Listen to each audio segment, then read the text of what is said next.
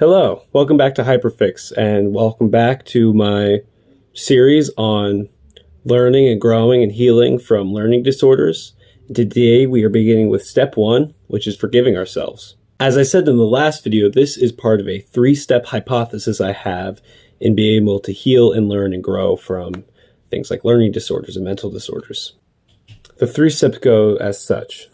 The first step is to be able to forgive ourselves and others and to be able to just track who we are right now so that we know intimately the details of how we live our day-to-day lives.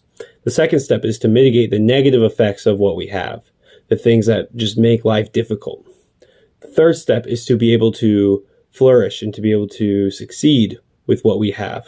Today I just want to start with something really quick and really simple and really just something to be able to ground ourselves in our process of self-forgiveness. I want to start this process of self-forgiveness. We can't really truly move forward unless we allow ourselves to move forward. And we can't allow ourselves to move forward if we haven't forgiven ourselves. And those of us with learning disorders and those with us with, just mental disorders or just things that have made our lives difficult, we've been told a lot of things. We've heard a lot of things, about ourselves, things about us being lazy or just not smart or things that maybe we're supposed to measure up to, but then we didn't end up measuring up to. On top of this, we fail ourselves quite a bit. We fail our personal goals. We fail our personal expectations. We aren't able to pursue the things that we love the way that we would like to. And this causes a lot of pain and a lot of damage. And so being able to forgive ourselves can become really difficult. So what I want to leave you with tonight as we begin this process is not a grandiose task. It's not something that's particularly hard. It's not something that I want you to do every day. I just want to bring forth this idea, this mentality that will help us be able to begin to forgive ourselves. This idea I want you guys to understand is that we may be behind. We may struggle with the things that we love to do. We may struggle with things we want to do. We may struggle with things we have to do. And it may sometimes feel like we are not smart, like we're not worth it, like we're not anything like we're supposed to be. But there's something that sets us apart with this, and that is wisdom. Now, of course, many people have many different types of wisdoms and many different types of things, but we have a unique wisdom to ourselves. And although we may not do everything the way that we're supposed to, we have a different outlook on the world. I'll give a couple examples from my own personal life. For instance, would I be doing this if I didn't know people needed it? Or I also, at the job I'm working at, I'm going to be working with kids with special needs. Would I know how to help them if I didn't have these issues?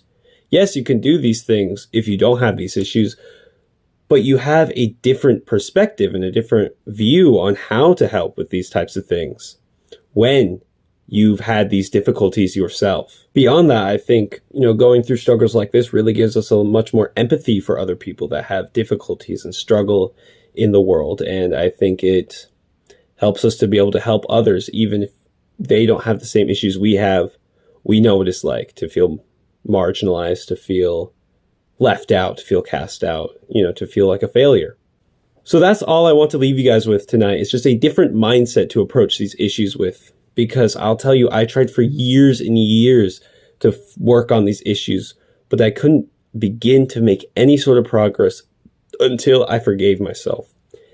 And I wasn't able to forgive myself until I realized what gifts I had with my suffering. And so even on the days you fail, even on the weeks and the months that you fall behind, on the days that you just don't feel like doing anything, remember, at least you have something.